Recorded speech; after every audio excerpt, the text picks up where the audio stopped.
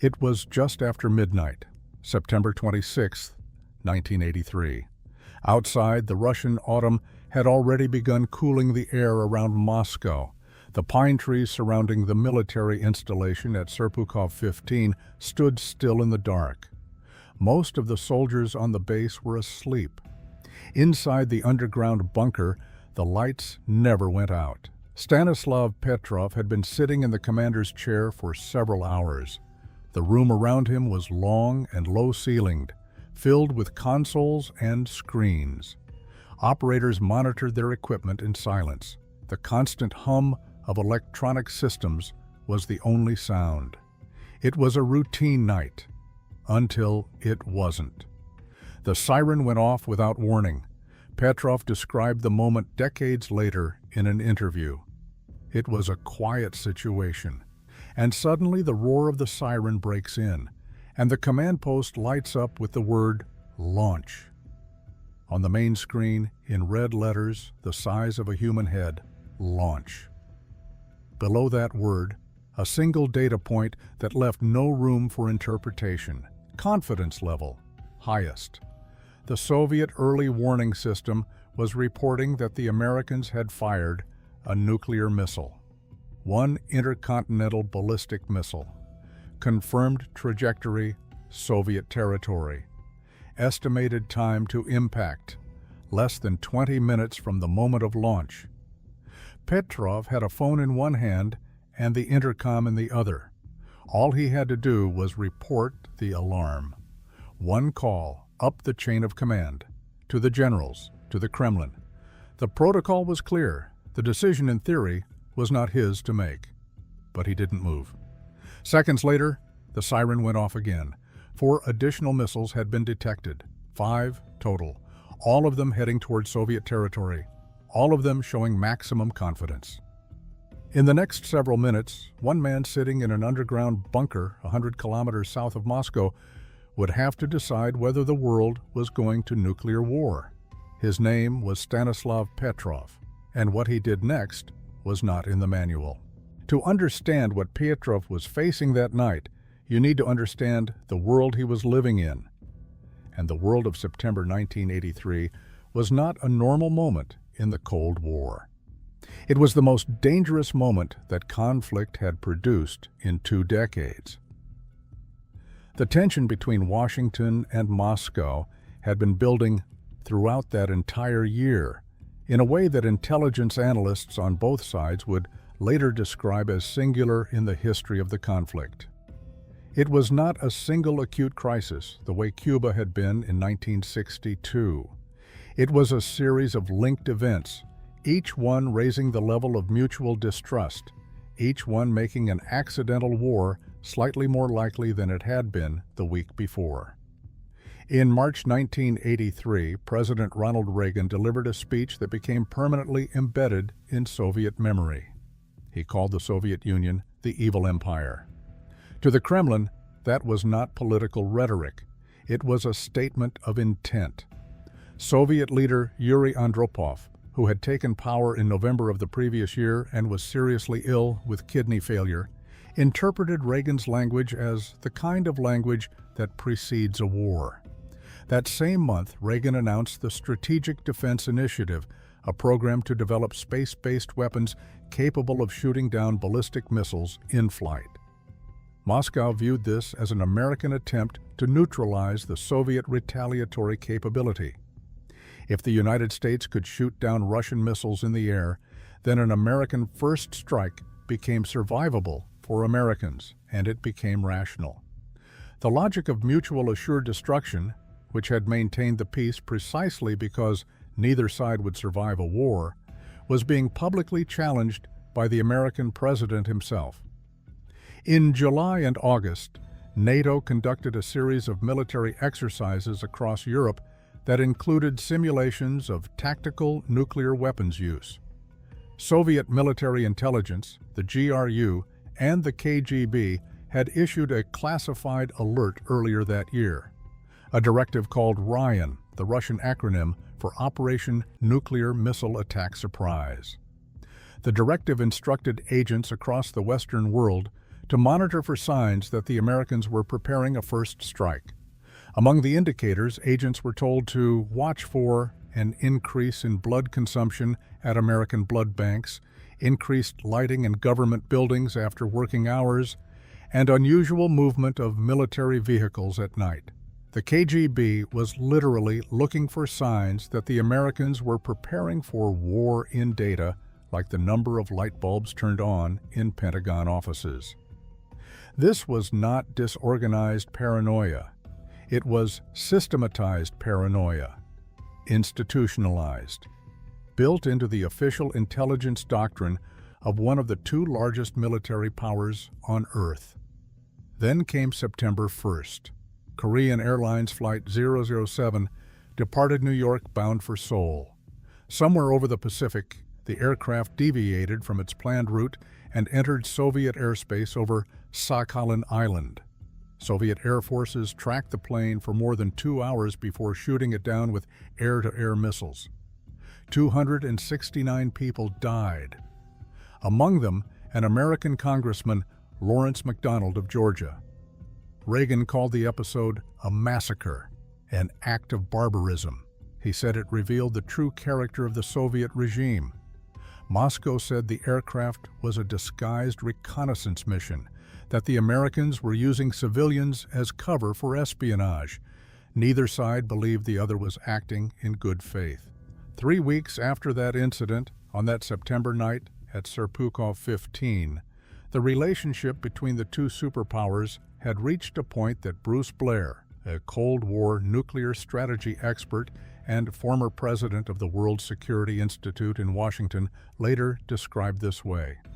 The Soviet system as a whole, not just the Kremlin, not just Andropov, not just the KGB, but as a system, was geared to expect an attack and to retaliate very quickly. It was on hair-trigger alert. It was very nervous and prone to mistakes and accidents. This was the climate in which the OKO system operated. This was the climate in which Petrov worked.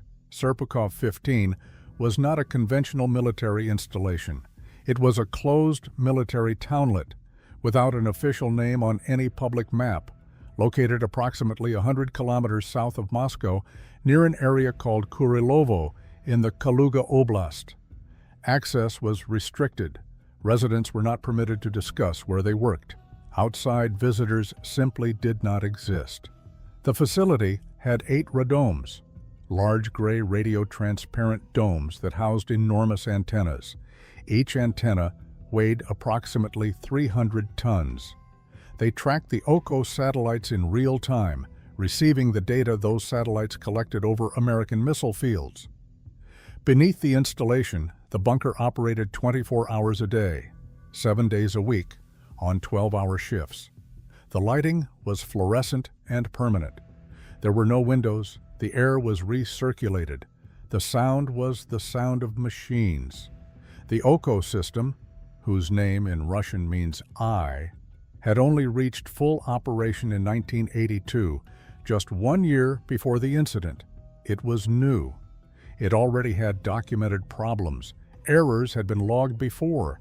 Nothing as dramatic as what would happen that night, but the history of anomalies existed, and Petrov knew it. Stanislav Yevgrafovich Petrov was born on September 7, 1939, in the city of Vladivostok in the Soviet Far East. His father had served as a combat pilot in the Second World War. Petrov grew up in a military family, but followed a different path. He studied engineering. He graduated with distinction. He was a man of systems, of logic, of code. While serving in the Far East, he met Raisa, a cinema operator at a military base in Kamchatka. They fell in love and married in 1973. They had 2 children, Dmitry and Yelena. Dmitry was 12 years old on that night in September 1983. He was asleep at home, hours away from the bunker where his father was sitting, with a phone in each hand. Petrov had arrived at Serpukhov 15 by an unusual path for that environment. Most of the people in that room were career officers trained to receive orders, execute protocols, and report results. They were professional soldiers formed within a military culture that valued obedience above individual judgment. Petrov was different. He had worked at the research institute that developed the OCO system itself. He had helped write parts of the code that processed satellite data. He understood the architecture of the system from the inside, its capabilities, its limitations, its known failure points. He would later say that he was the only member of the team on duty that night who had received a formal civilian education. Everyone else was a professional soldier. That would matter. On that specific night, Petrov was not even scheduled to be there. He was covering for a colleague who had asked to swap shifts for personal reasons. The regular officer went home. Petrov sat down in the commander's chair. A routine shift swap, a personal request of no importance. A night that began like every other night. And then the siren went off. The siren at Serpukhov 15 was not a gentle sound. It was designed to be unmistakable, to cut through any concentration, any drowsiness, any distraction. When it fired just after midnight on September 26th, everyone in the room froze. On the main screen, a large backlit display that dominated the wall in front of Petrov, a single word appeared in red letters the size of a human head: launch. Below it, the data that removed any ambiguity: confidence level, highest. The OCO system had detected the launch of one intercontinental ballistic missile from American territory. The calculated trajectory pointed toward Soviet territory. The estimated time to impact was less than 20 minutes from the moment of launch. Petrov described that moment in interviews over the following decades with a consistency suggesting the memory had never faded. "When I first saw the alert message, I got up from my chair," he said. "All my subordinates were confused, so I started shouting orders at them to avoid panic." The room had entered a state of alarm. Operators at their consoles were looking at Petrov. He was the duty officer. The decision was his. The protocol was simple in its brutality. If the system confirmed a launch, Petrov was to report immediately up the chain of command. There was no room for hesitation in the protocol. There was no skepticism clause. There was no instruction to wait for additional confirmation before reporting. The logic of the system was clear. Every second of delay reduced the time the Soviet leadership would have to decide whether to retaliate. An American missile traveled approximately 10 kilometers per second after launch. 20 minutes was how long the Americans would have to arrive.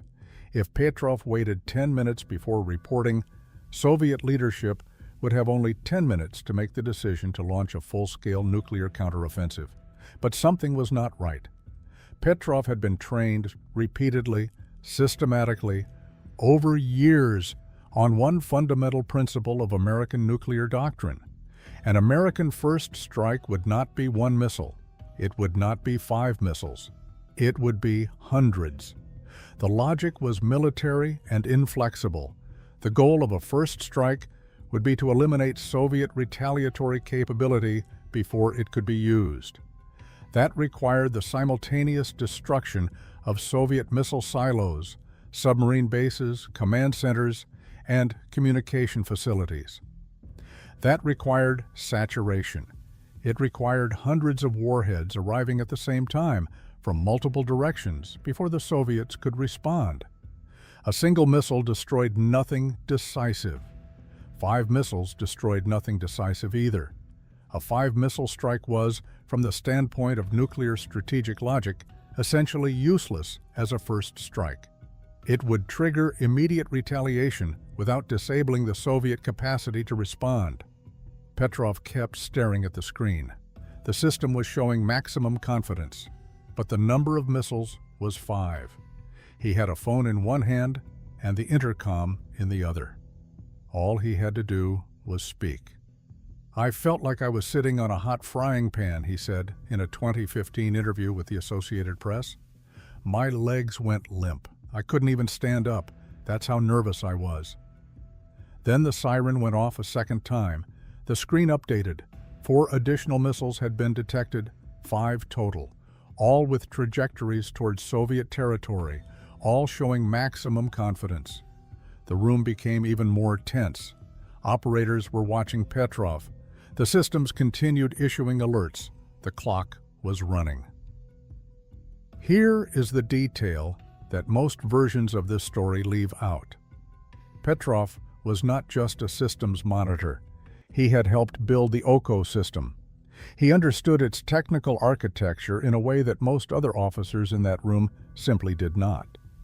And he knew that the OCO system used a specific orbit called Molniya, a highly elliptical, steeply inclined orbit that the Soviets had developed to provide coverage over high latitudes like Russian territory.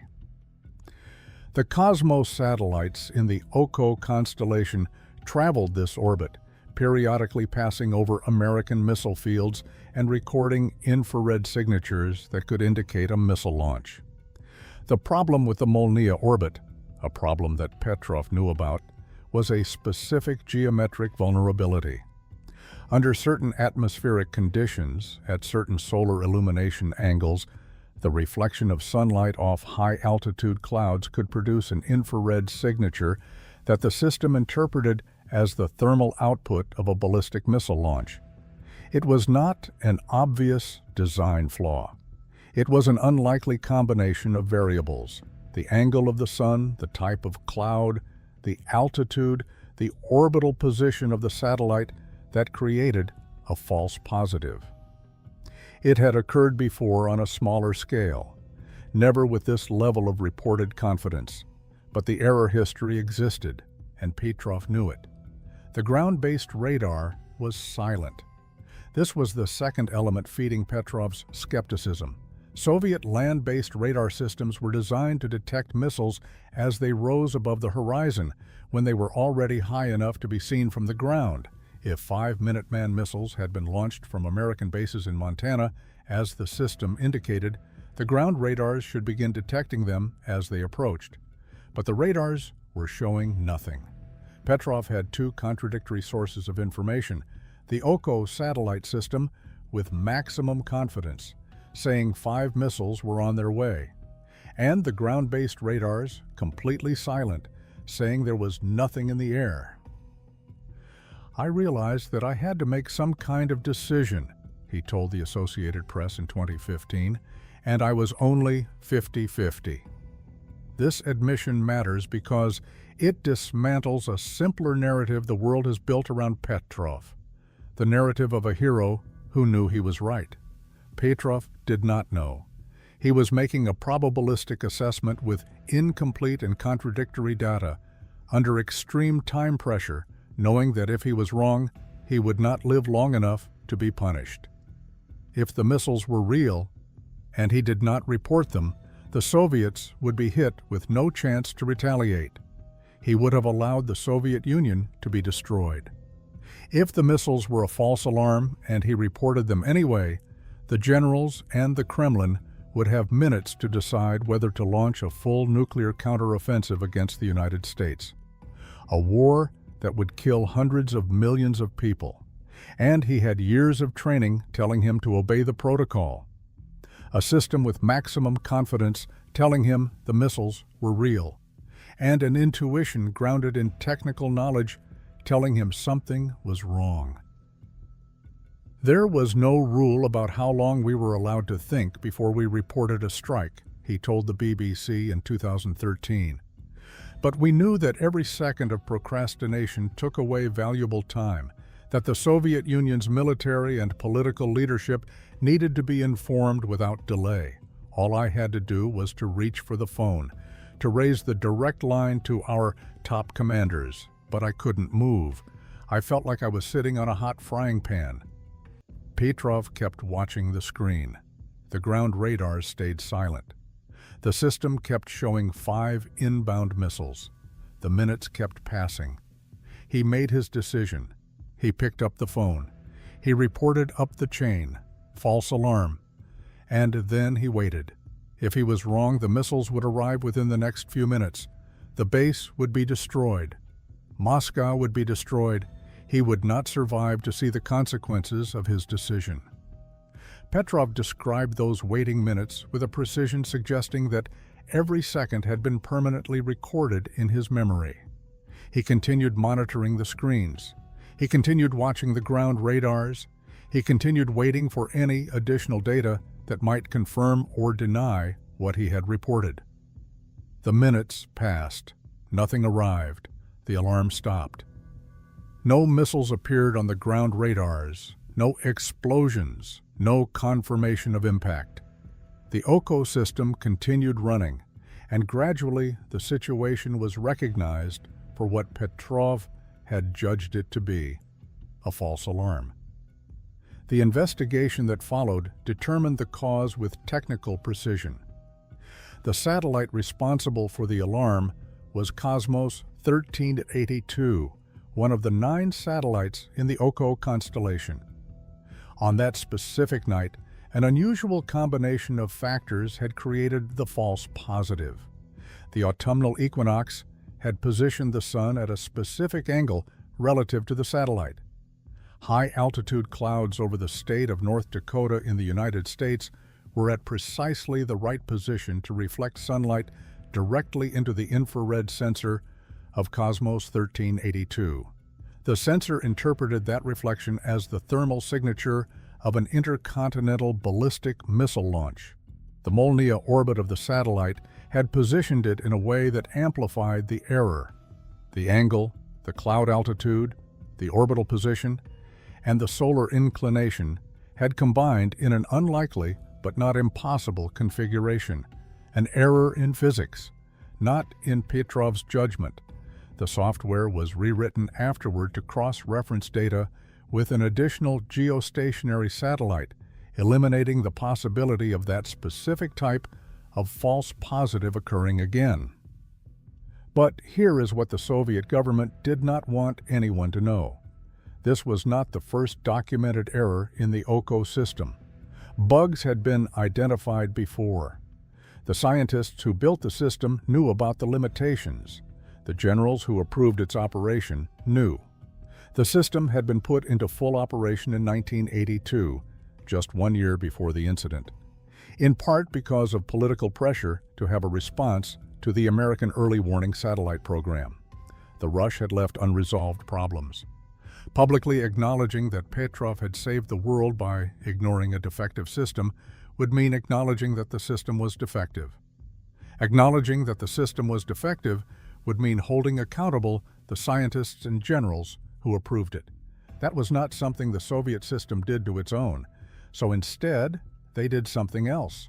In the days following the incident, Petrov remained in the bunker. He was not permitted to go home. A special Soviet commission had been convened to investigate what had happened that night. He stayed for 3 days inside the same walls where he had made his decision, sleeping little, answering questions, waiting for the commission to reach its conclusions. Decades later, in a 2013 interview with the BBC, Petrov explained why he had kept the incident secret through the years that followed. He said it was shameful for the Soviet army that our system had failed in this way. The failure was not only technical, it was institutional, and Soviet institutions did not publicly admit institutional failures. The commission completed its investigation.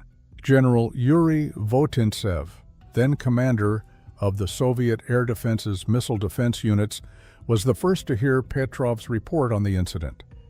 According to records that emerged later, Votintsev stated that Petrov's correct actions had been duly noted. Petrov was initially praised. A reward was promised. Then the bureaucracy took over. The commission had identified an administrative irregularity in Petrov's behavior during the incident. During the critical minutes, when he had the telephone in one hand, the intercom in the other, was managing the operators around him and was making calculations that could determine the fate of civilization. He had not filled in the duty log. Military protocol required the duty officer to record events in real time in the official log. Petrov had not done that. Petrov's response to this criticism was recorded in multiple interviews and remained consistent over the years. He said, "I had a phone in one hand and the intercom in the other. I don't have a third hand." There was no logical argument against that, but logic was not the point. The promised reward never came. Instead, Petrov received a formal reprimand for improper completion of the duty log. According to Petrov himself, the reason no reward was given was transparent. The incident had exposed serious flaws in the Soviet missile detection system. The scientists who had developed the system held positions of prestige within the Soviet military-industrial complex. The generals who had approved the system's operation had careers to protect. If Petrov were officially recognized and rewarded for identifying the flaw, that would imply acknowledging that the flaw existed. And acknowledging that the flaw existed would mean holding accountable the people who should have found and fixed it before it nearly started a world war. Petrov said later, "If I had been rewarded, they would have had to be punished." He was transferred to a less sensitive post. The following year, in 1984, he retired from the military. He was not expelled. He always insisted on that. But the environment had changed in a way that made staying unattractive. The career he had built over years had come to an end. He found a job at the research institute that had developed the OCO system, the same system whose failure had determined his trajectory. He worked there for some years in silence, unable to discuss what had happened on that September night. The incident remained classified. No public record, no official statement, no acknowledgement that the night of September 26, 1983, had been different from any other night at Serpukhov 15. Petrov had implicit orders not to discuss it. He complied. For years, when asked about that period, he simply did not answer. It was, as he said much later, something he would have preferred to forget, like a bad dream. His son Dmitry later said that his father never spoke to his family about his work. The 12-year-old who had been asleep at home that night grew up not knowing what his father had done. Petrov later left his job at the institute as well. His wife, Raisa, had been diagnosed with cancer. He retired to care for her. She died in 1997. After that, he lived alone in a small apartment in Fryazino, a suburb outside Moscow. The apartment was modest, sparse. At one point, he was growing potatoes in a small plot outside the building to supplement his army pension. The man who had made the most consequential individual decision of the Cold War was growing potatoes in a Moscow suburb and waiting for a phone call that never came from his own country. The story stayed buried until the Soviet Union collapsed. In the late 1990s, General Votintsev, the same man who had promised Petrov a reward and then said nothing, published his memoirs. In those memoirs, he wrote about the night of September 26, 1983. For the first time in the pages of a retired general's book, the world heard Petrov's name. A BBC report followed in 1998. Journalists found Petrov at his apartment in Fryazino. He agreed to speak. In that interview, he told the BBC, "I was made a scapegoat." He had suffered a mental breakdown in the years following the incident, and the report quoted him describing the psychological weight of what he had carried alone for 15 years. Now, here is the piece of context that completes the full picture of 1983, and that most accounts of Petrov's story mention briefly without explaining what it actually meant. Just 11 days after Petrov's decision, 11 days, NATO launched a military exercise across Western Europe called Able Archer 83. Able Archer 83 was designed to practice the command and control procedures for NATO's nuclear forces in the event of a global crisis escalating to nuclear war. NATO had conducted similar exercises before, but this one was different in ways that Soviet intelligence found deeply alarming. Unlike previous exercises, Able Archer 83 included new elements specifically designed to make it more realistic. It involved an unusually high level of radio traffic. It used new and unfamiliar communication formats. It simulated a transition from conventional to nuclear warfare with a degree of procedural specificity that previous exercises had not included. And crucially, it involved the participation of heads of government in a way that past exercises had not. KGB observers across Europe alerted Moscow. The intelligence that came back was interpreted within the Ryan framework, the directive that had instructed agents all year to watch for signs of a coming American first strike. Soviet leader Yuri Andropov and the Soviet Military Command concluded that Able Archer 83 might not be an exercise at all. The operational behavior was too close to what actual preparation for a nuclear strike would look like. Andropov mobilized entire military divisions. Nuclear weapons were transported to their launch sites. A fleet of Soviet bombers carrying nuclear warheads was scrambled and placed on standby. The nuclear briefcase, known in Russia as the Cheget, was handed to Andropov. On the American side, a senior U.S. Air Force intelligence officer named Leonard Perutz, stationed in Europe, observed the Soviet response. He noticed that Soviet forces were behaving as though the exercise was a real attack preparation. His instinct, according to a later assessment by the Foreign Intelligence Advisory Board, would have been to raise Western alert levels in response, matching the Soviet escalation. He did not do that. He waited. The Foreign Intelligence Advisory Board later described his decision as a fortuitous, if ill-informed call. Perutz did not fully understand why the Soviets were responding the way they were. He simply chose not to escalate. The Soviets eventually gathered enough intelligence to determine that Able Archer 83 was in fact an exercise and not the opening of a real attack. They stood down. Now consider the sequence. September 26th, Petrov decides the OCO alarm is a false alarm and does not report 5 missiles. The Soviet chain of command never receives a nuclear launch alert. October 2nd, Able Archer 83 begins. Soviet forces mobilize as though preparing for war. November 11th, Able Archer 83 ends. The Soviets stand down after determining the exercise is not real.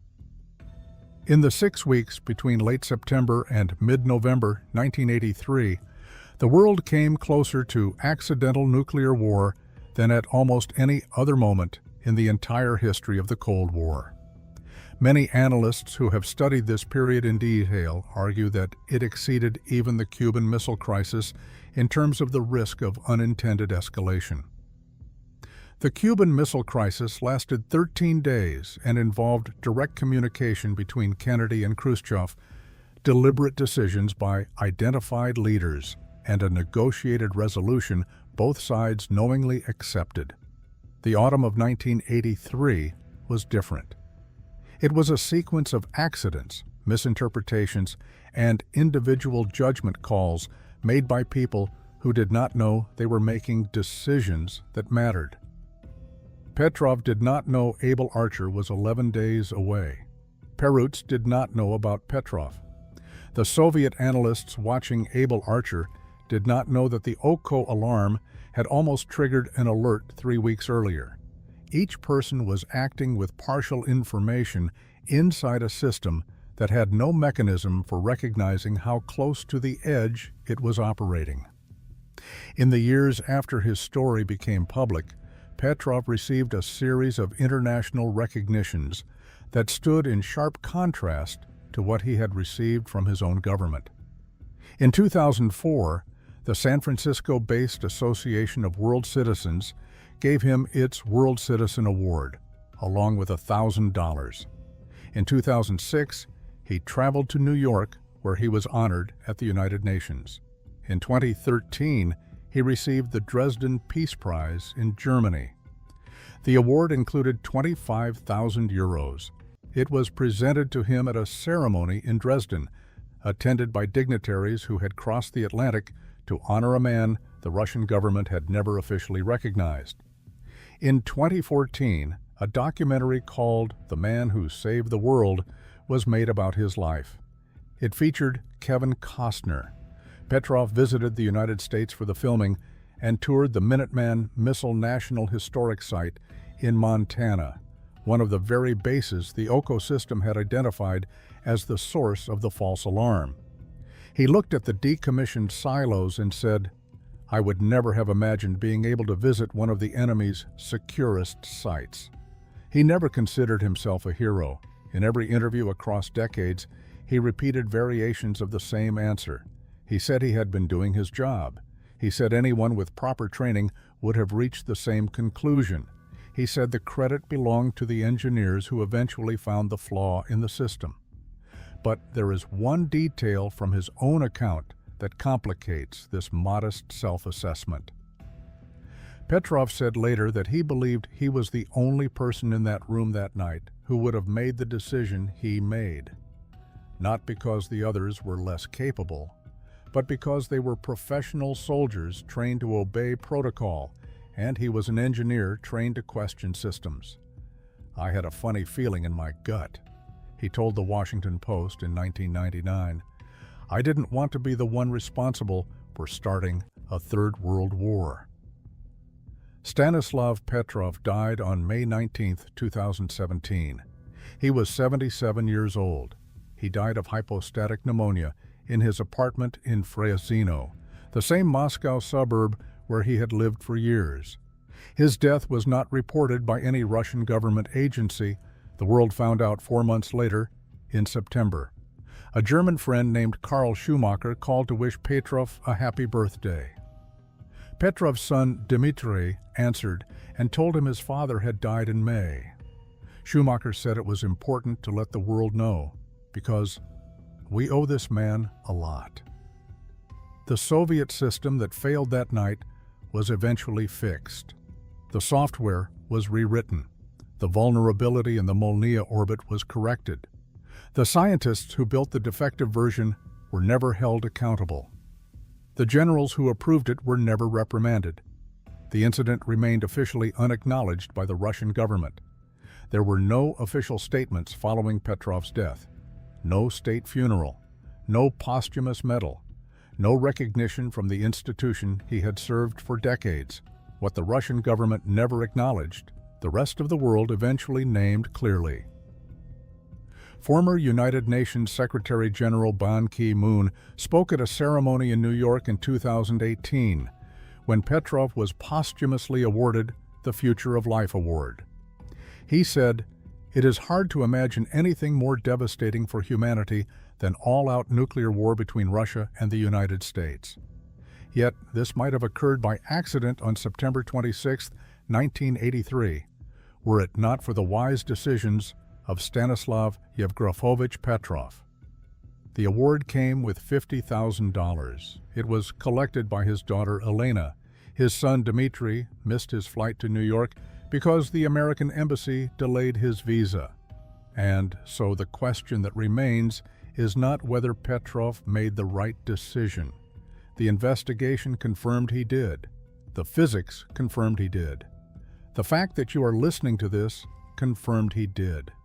The question that remains is the one Petrov himself raised in his later years. He said that nuclear weapon systems require human decisions at critical junctures, and that a person can always make a mistake. He did not trust people. He did not trust machines. What he trusted least of all, he said, was a person who had become a cog in a machine.